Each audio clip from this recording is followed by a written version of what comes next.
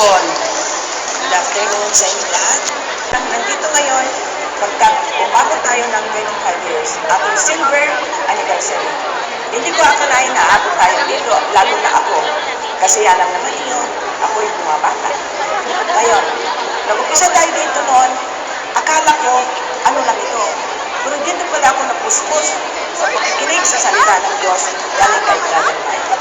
Nag-umpisa itong actually nag-umpisa itong 1986, 5 lang sila, si Alice, si Banji, si Brenda. Tapos, inumida nila si Jeswo at saka ako. Ngayon, sasabihin ko sa inyo ito, inumida nila ako.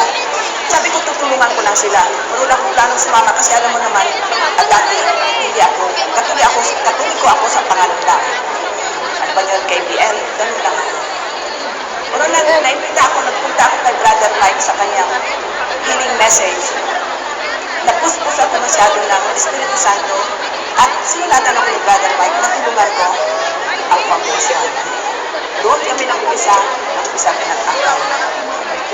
First, nagsarika na kami sa Caritas, 500 na kami.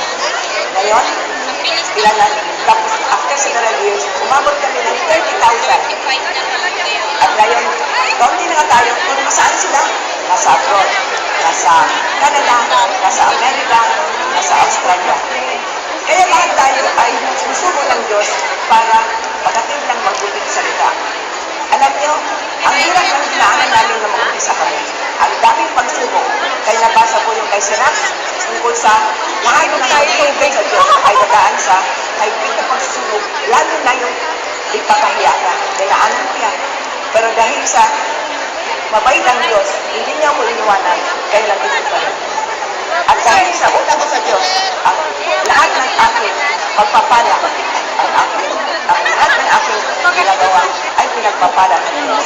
Kaya naman, sinasabi ko sa inyo, lahat na sumasama sa gawain ng Diyos ay hindi iiwan ng Panginoon. At sasamahan kayo sa lahat ng oras, si pagsubok man wala, kasama ka ng Diyos. Happy anniversary sa ating lahat. Amen. 5 years of joy, love, and peace.